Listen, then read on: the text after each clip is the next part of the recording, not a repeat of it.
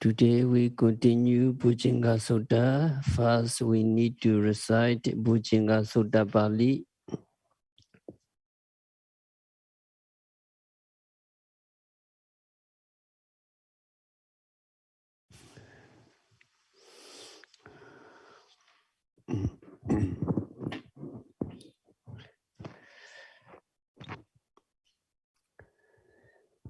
Samsare samsarantanam Savadokha vinasane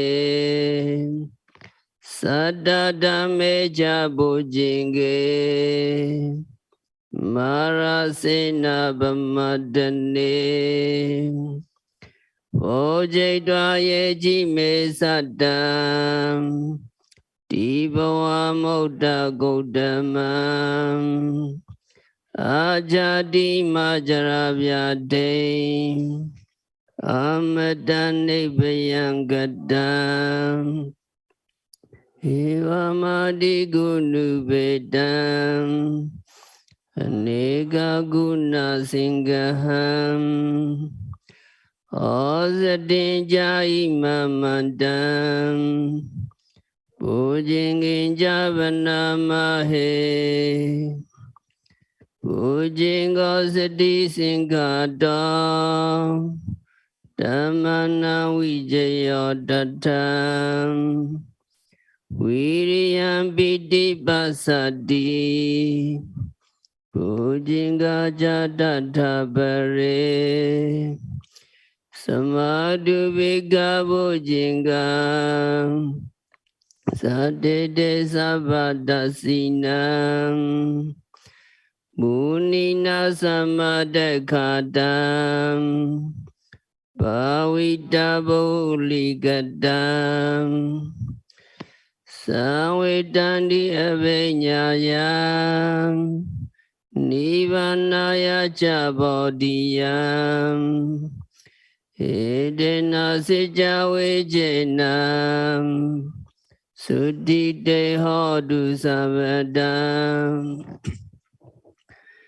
Ega Same Same Natam Mogalana Chagasabam Ilane Dokhi De Swam Bojjhangha Satta De Seyi Tejada Abhinande Dwam Roga Mochendu Dinkane Edena Sijavejenam Suddhi Dehodu Savadam Egada Dhammarajabi Kelinyena Bibilidam Chona Terena Danyevam Penabidwan Hasadaram Samodesana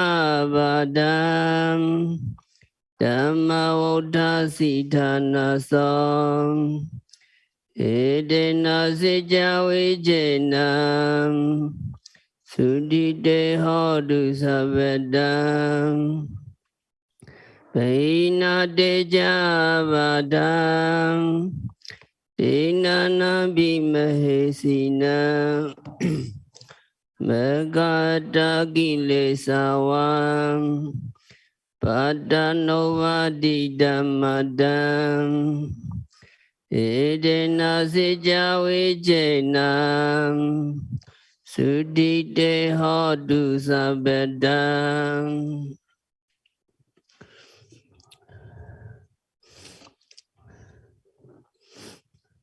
English translation. Having known by way of experience the 7 kinds of Dharma called factors of enlightenment, which destroy all suffering of beings who wander through the samsara rounds of rebirths, and which defeat the Mara, the evil one, these excellent persons were liberated from the 3 kinds of existence. They have reached Nirvana, where there is no rebirth, aging, disease, death, and dangers.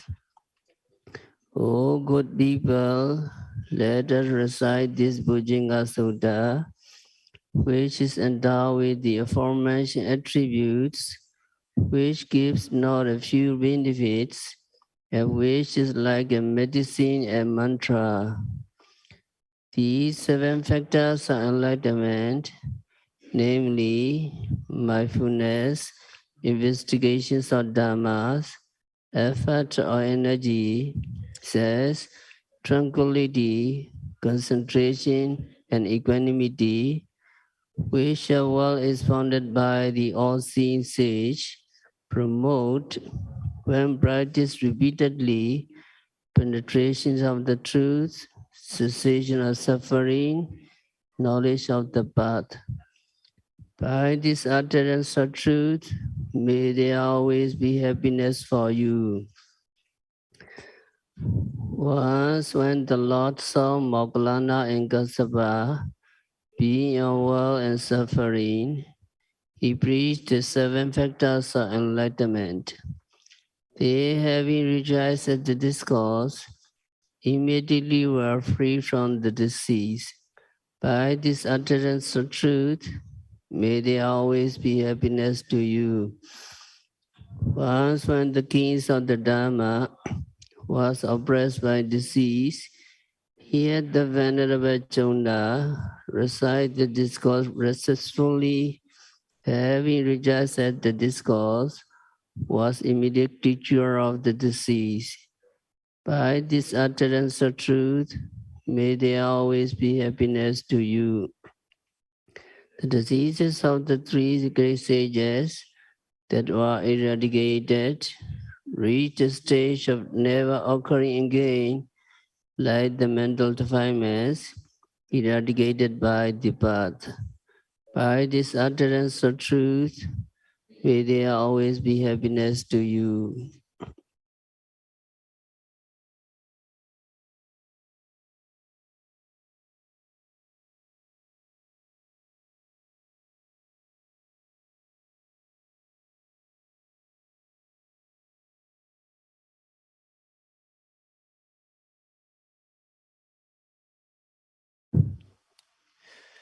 Sati Sambojjhangha, Dhamma Vijaya Sambojjhangha, Viriya, and now Piti Sambojjhangha.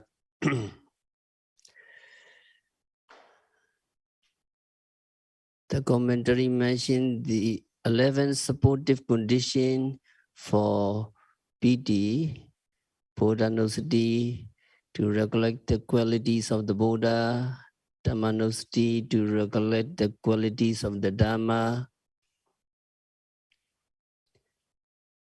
Sanghanosati, to recollect the qualities of the Sangha, Silanosati, to recollect the qualities of one's morality,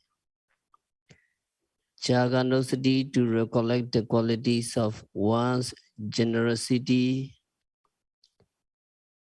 Tivadanosati, to collect the qualities to be reborn in celestial realms, and Upasamanosati, to recollect the subsidence of mental defilements, etc. Now we continue Dhammanosati. There are 6 qualities of Dhamma, Swakhato Bhagavata Dhammo. The Dhamma of the Blessed One is well expounded, and Dhamma is to be realized by oneself. Dhamma gives immediate results. Ehi Pasiko, Dhamma is worthy of invitation. Come and see. Ehi, come. Pasa, see. So Dhamma is worthy of invitation. Come and see. Dhamma is so unique that it is worthy of inviting people to come and see. When you get something good, when you get some delicious food, a snack or fruits, you remember your loved one, you remember your best friends. You would invite your loved ones or best friends to come and eat it with you. So please come and give it a try. It is very delicious, it's so nice. So you invite them to enjoy. So people always appreciate delicious food, very pleasant things. So in the same way, when you encourage people to practice the Dhamma, they will appreciate your kind encouragement when they experience the taste of Dhamma.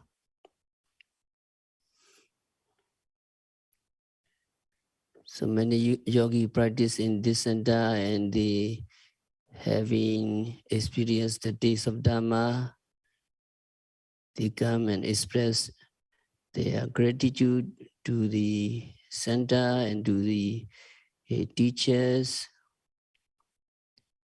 and to those who encourage them to practice. So in appreciation of such encouragement, some yogis said that they came and practiced here because so and so person encouraged them to practice. If not for him or for her, they would say they would have missed the great opportunity to attain the taste of Dhamma. So they really feel thankful to someone who encouraged them to practice.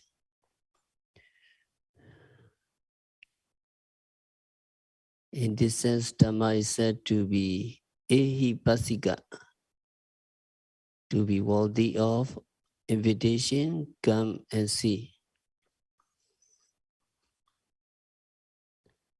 So it is the Dhamma that is worthy of encouraging people to come and practice. If they actually come and practice, they will gain benefits and become very delightful indeed.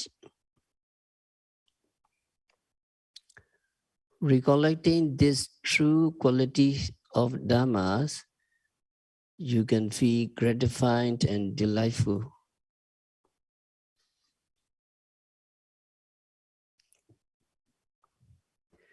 Another quality is opanayika. Dhamma is worthy of taking along with yourself in such a way that it is infused into yourself.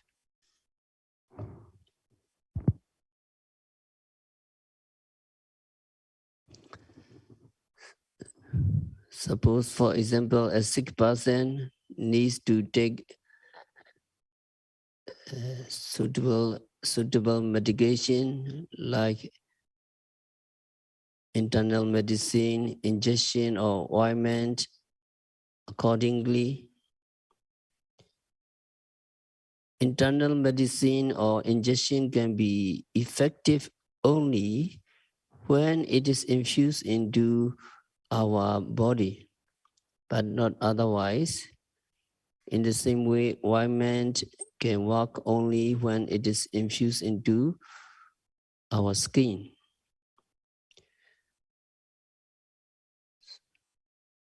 So good medication can work well only when medicine gets into our body as required. In the same way, Dhamma is to get infused. Dhamma is to get established deep into our mind and body. The more Dhamma gets into ourselves, the more defilements get out of ourselves. So now yogis are trying to get Dhamma infused. Yogis are trying to get Dhamma established moment by moment. One sitting or 1 hour practice. If you practice Dhamma, if you practice meditation on a small scale, you will eradicate mental defilements on a small scale. If you practice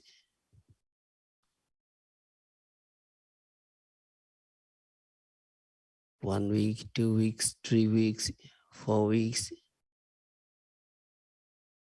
yogi many times practice, some more than 10 years, some more than nearly 20 years. They try to get Dhamma more and more. So if you practice Dhamma on a big scale, you will eradicate them on a big scale. If you practice on full scale, you eradicate mental defilements on full scale.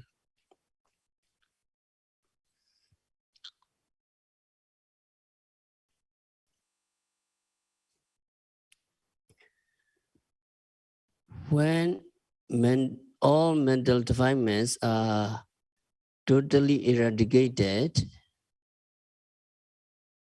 having been purified of your mental defilements, yogi will feel perfectly blissful, and all kinds of suffering will come into an end when yogi attain the ultimate peacefulness of Nibbana. That is what we all wish. That is why Dhamma is not something worthless, but really worth practicing strenuously so that Dhamma can get infused into ourselves.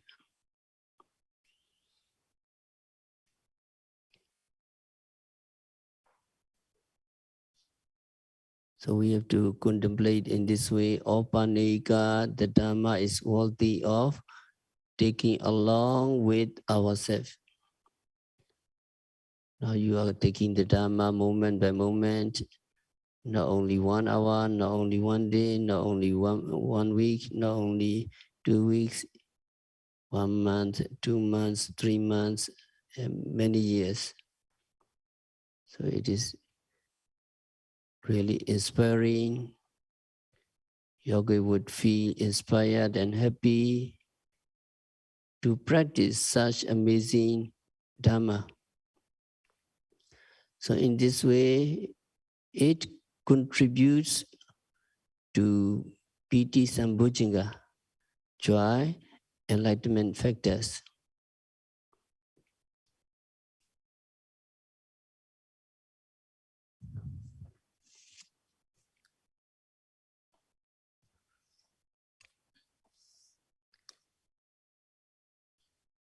And other outstanding characteristics of Dhamma, we need to explain. One of the outstanding characteristics of Dhamma is that caste is not recognized in Buddhism. Buddha appeared in a society where human beings were divided into 4 castes. They are very rigidly defined in the marriage or in the relation between caste is discouraged. The caste system has given a lot of suffering to people. Buddha did not accept the caste system, although we cannot say Buddha abolished the caste system in India. That is because he could not. Buddha wanted to abolish caste system.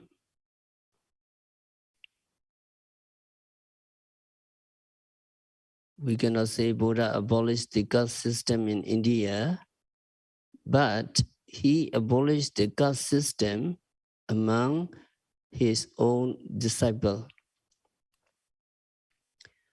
Anybody who joined the order of monks left his caste behind and began a new life as one above the caste system. That means anybody who becomes a monk is just a monk. He loses his caste. He is no longer of a warrior caste or a Brahmin or a merchant or low caste person. He is just a monk. So among his disciples, especially monks, the Buddha was able to abolish caste distinction. Anybody who joins the order becomes equal with other monks.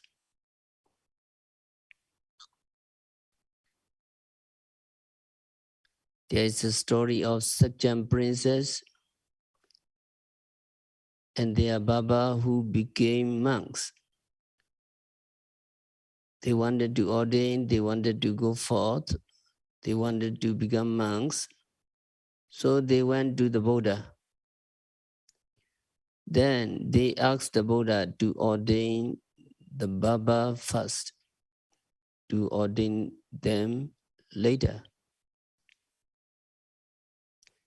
That is because in the dispensation, those who are ordained first are senior, and those who are ordained later, regardless of their age. So the Sakjam princess said to the Buddha, Bhante, Buddha also belonged to the Sakjam race. We Sakjam people are very proud. In order to get rid of this pride in ourselves, let our Baba, hairdresser, became a monk first and let us pay respect to him. So Buddha ordained first the Baba, the hairdresser, and later the Sakjam princess. I think you will know the Baba, who that Baba was. He was very famous, Venerable Upali,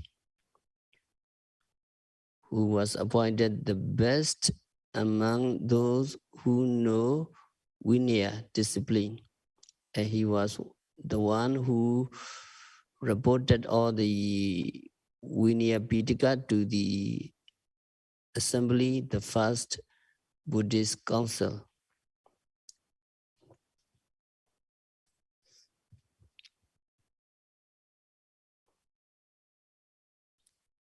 So Upali became a very prominent person among the disciple of the Buddha.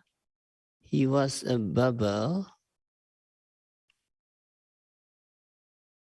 The profession of a Baba was said to belong to a very low caste. And one of the wonderful things of the Dhamma, the Buddha dispensation, is that those who become monks in the Dhamma Vinaya, Dhamma and discipline of the Buddha become equal. They lose their names, they lose their clans, they lose their caste. They're just monks. They are just recluses in the dispensation of the Buddha. So in this respect, the Buddha dispensation was compared to the great ocean, many different rivers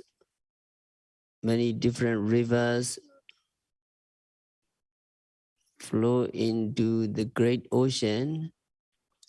Before they reach the great ocean, they retain their own names like the Ganges, the Yaminis, and so on.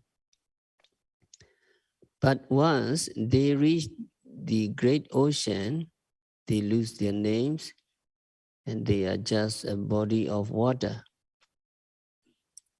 They are just the great ocean. So Buddha said, in the same way, people before joining the order may belong to warrior caste or Brahmin caste or merchant caste or low caste, but once they join the order, they lose their own names, they lose their own clans. That means they lose their own caste. And they are considered simply as monks. They are considered as simply the disciple of the Buddha. It is said to be the fourth strange, wonderful things in the Dhamma and discipline of the Buddha. And there are 8 wonderful things in the Sasana, and this is the number 4. According to the Buddha, one becomes an outcast or a Brahmin not by birth, but by one's own karma.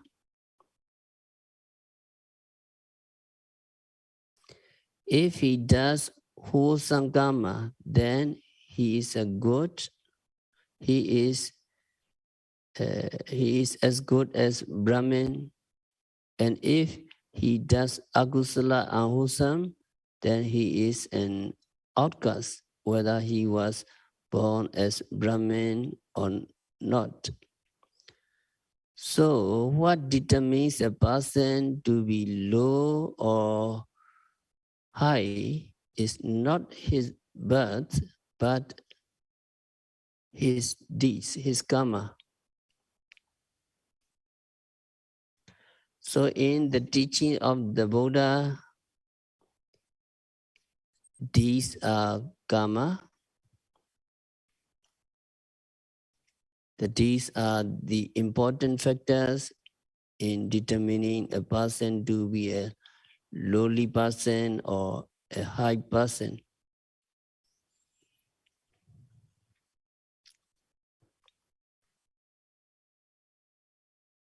And another features of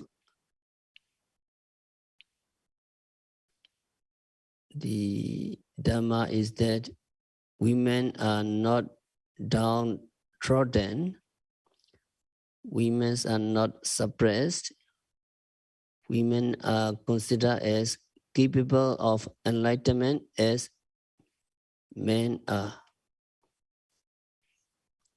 In the teaching of the Buddha, women have as much right to enlightenment as men. It is not because you are a woman or a man that you can attain enlightenment or not. Whether you are a man or a woman, if you follow the teaching of the Buddha and practice, then you can become enlightened. So women are regarded as equally capable of enlightenment as men are. Also in the dispensation of the Buddha, women attain honored position as the best among people in different capabilities. During the time of the Buddha, among monks, the Venerable Sariputra and Venerable Moggallana were foremost.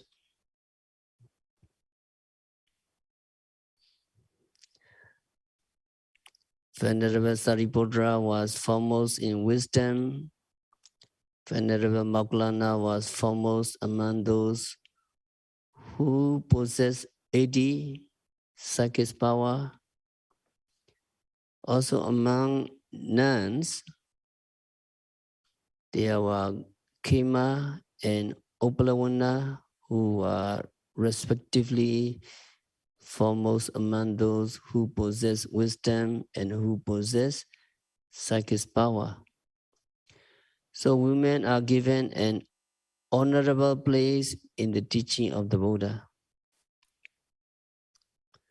Before the time of the Buddha, in India, women are in a very bad position. Women are in a very low position. In the teaching of the Buddha, in the dispensation of the Buddha, women are almost like men. People respect them, people sought advice from them, so they have the same opportunity as men to practice what the Buddha taught and to reach the perfect stage as arhants.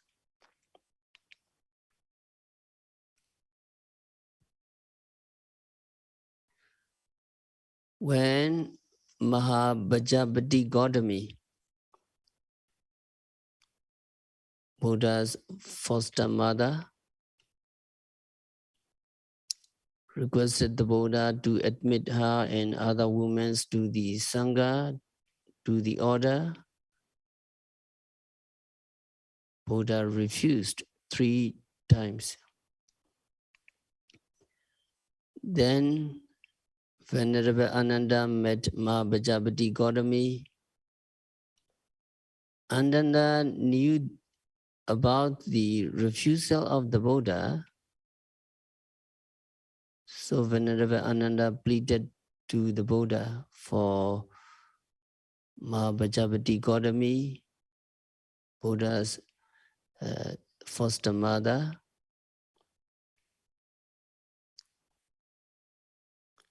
And again, Buddha refused. So Venerable Ananda put the question to the Buddha, Bhante, are women having gone forth from home to homelessness in the Dhamma and discipline proclaimed by the Tathagata? That means in this sasana, they able to realize the fruits of stream attainment or the fruits of one's returning or the fruits of non-returning or perfection, Sakaragami, Anagami and Arahant. That means if a woman renounces the world and becomes a nun, is she able to attain or become enlightened?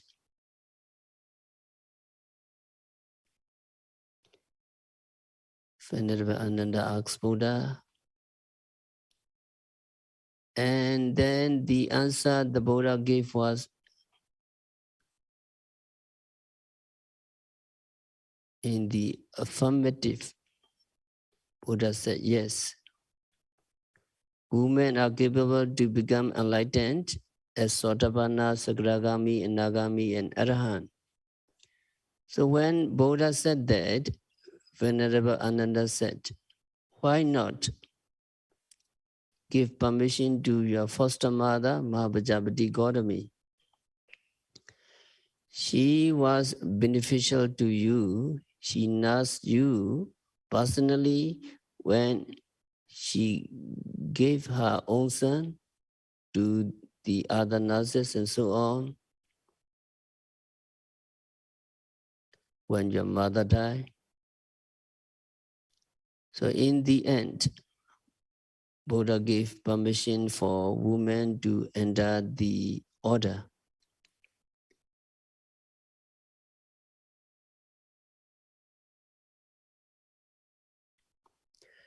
So if you read the Vinaya rules for both monks and nuns, you may want to say that there is some kinds of discrimination.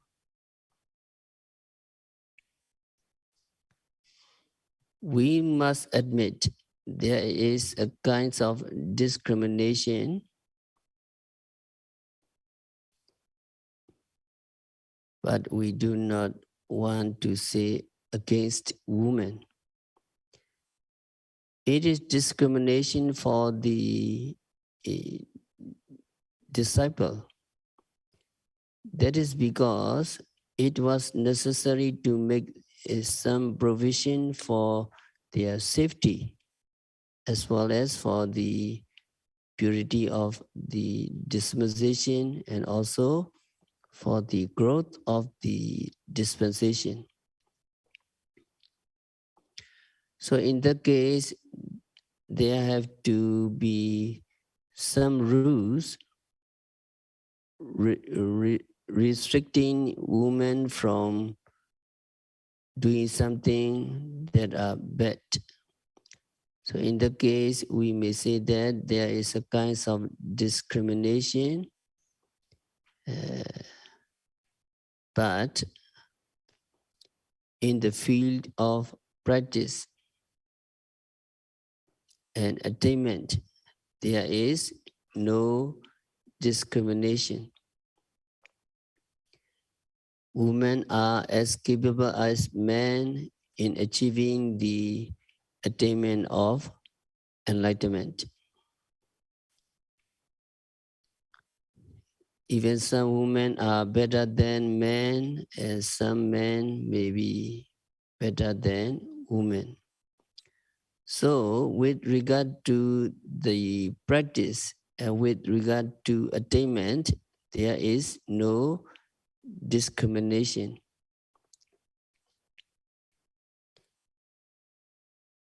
And you have heard the story of the woman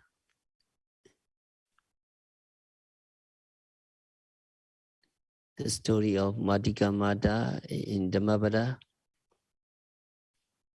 Madhika Mata, she practiced meditation following the teaching given by some 30 forest monks.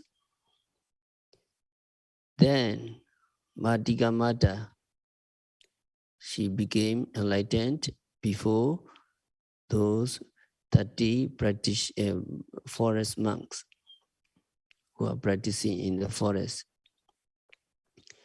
She was so busy, then the monks, because she have to cook and she have to serve everything for the monks, but she became enlightened before the 30 forest monks. So the monks who taught her how to meditate were left behind. So Madhika Mata, the lady, reached the third stage, not the first stage, not the second stage. Madhika Mata even reached that stage of enlightenment, Nagami, before the monks reached any attainment at all. So there is no saying that because you are a woman, there is no reaching of attainment. There's no saying that because you are a man, it is more favorable for men to get attainment. No, there's no such thing in the teaching of the Buddha.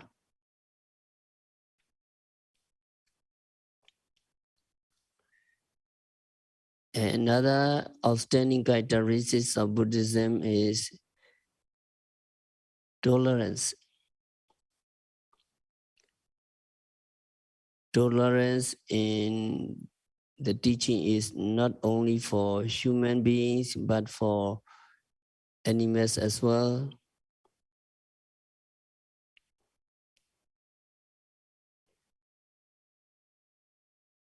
Also, tolerance taught in Buddhism is far superior to that in other teachings. Once Buddha said to the monks, even if bandits were to suffer you brutally, limb by limb, with a two-handled saw, he who corrupts his mind with hate would be, on that account, not the one that carry out my teaching, Buddha said.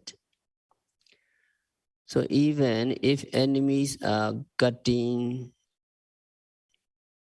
you with a two-handled saw, if you angry with them, you are not one who follows my advice, Buddha said.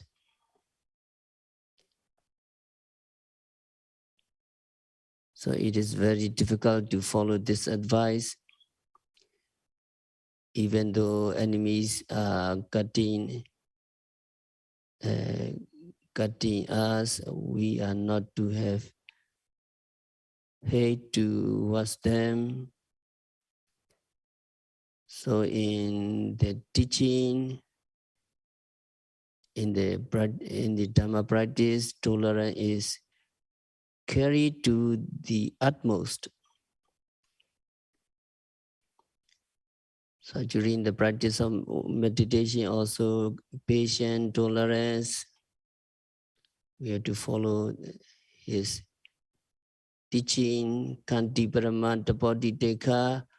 Patience is the highest practice.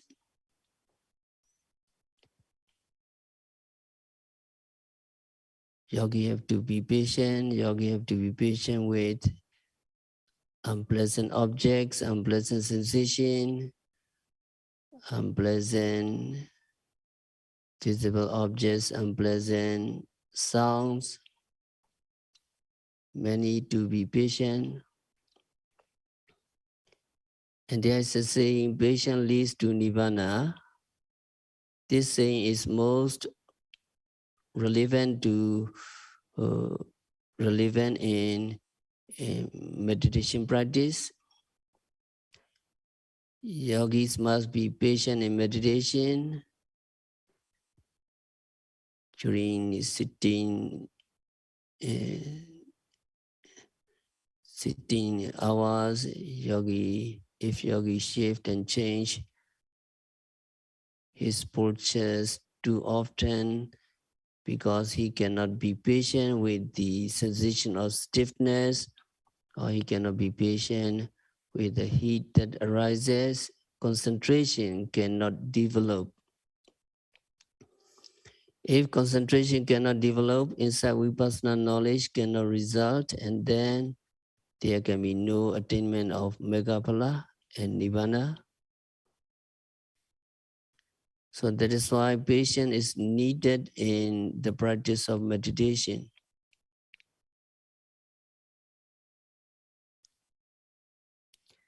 It is patient mostly with unpleasant sensation, unpleasant feeling. in our body, like stiffness, sensation of heat and pain, and other sensations that are hard to bear. Yogi should not immediately give up his meditation on the appearance of such sensation and change his meditational postures. Yogi should go on patiently, just noting stiffness or hot.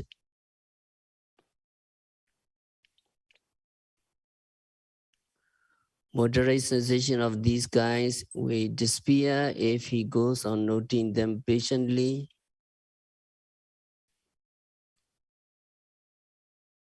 Because concentration getting strengthened when he patient. When concentration getting strengthened, even intense sensation tend to disappear. Not only unpleasant objects and unpleasant sensation, but also pleasant objects and pleasant sensation to be patient. Restraint, endurance, keep noting. So instruction is be ardent, be mindful, be patient,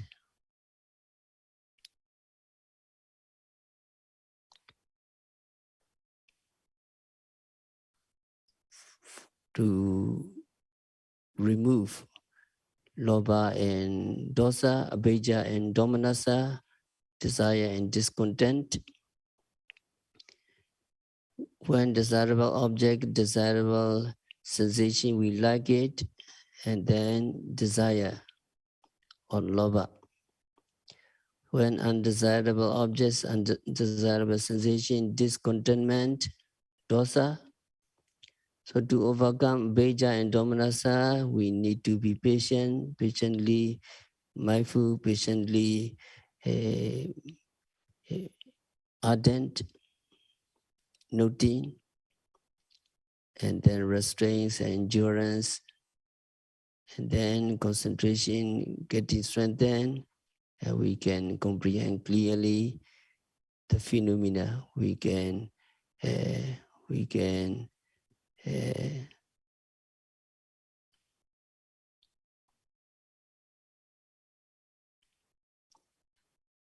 perceive the Namarupa and their true nature when yogi patient. Also in the teaching, tolerance is to be extended towards animals.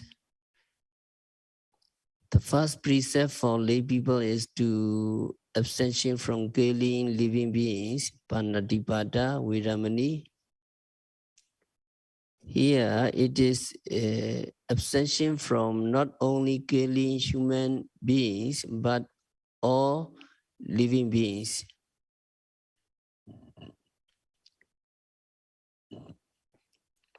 So Buddhist tolerance is not for human beings only, but for all living beings. Buddha was not in favor of sacrifice, where many human beings and animals were killed. Buddha actually prevented many such sacrifices during his time. So Buddhist tolerance or kindness is for both human beings and animals. As you know, the Emperor Asoka of ancient India, before he became a Buddhist, Asoka was a warlord. He conquered many countries in one battle, the Battle of Kalinga. Many thousands of people were killed. Later, Asoka became a Buddhist. After he became a Buddhist, he gave up war and conquest. From the time on his conquest was by Dhamma. Asoka had many edicts to be written and put up in different places in the country. Even now, many of them were found and read and understood. In one of the Bela edict, he said, the gift of Dhamma insight too has been bestowed by me upon man in various ways, and for two-footed and four-footed beings, for birds and denizens of the waters, I have ordained manifold kindness up to the boon of life. That means sparing the lives of two-footed animals, four-footed animals, birds, and then animals in the water. After Asoka became a Buddhist, he gave up war and he trained himself to be kind to all beings. Also, Asoka set up these words, edicts, Pila edicts for his countrymen to follow his example. So we all Dhamma practitioners should be tolerant, be patient in the practice. And there are many more features of the Dhamma that are worthy of note, but it is enough outstanding features of the Dhamma to understand.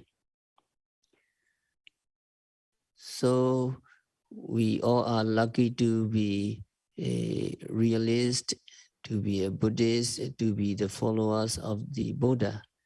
And as we practitioner, we are free to inquire, we are free to doubt, we are free to investigate. As Buddhists, we are master of ourselves. We are the architect of our own future, and we are those who rely on ourselves for our own good.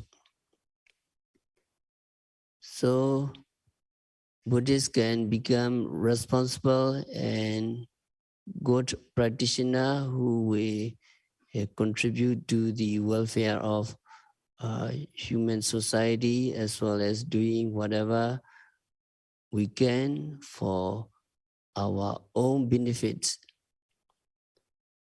which are the avoidance of akusala ahusangama and getting rid of our mental defilements totally. So this is some Dhammanussati, recollection of the Dhamma mentioned in Piti Sambojjhanga. We continue Piti Sambojjhanga. Tomorrow we have to stop our discourse for today. May you develop 7 Bojjhangas, Sati Sambojjhanga, Dhamma Vijaya, Viriya, Piti, Pasati, Samadhi, and Upika Sambojjhanga. By developing 7 Bojjhanga, by noting, rising, falling, sitting, touching, seeing, hearing, smelling, continuously and meticulously, may all yogis be liberated from all suffering. May all yogis realize the real peace in the very near future. So,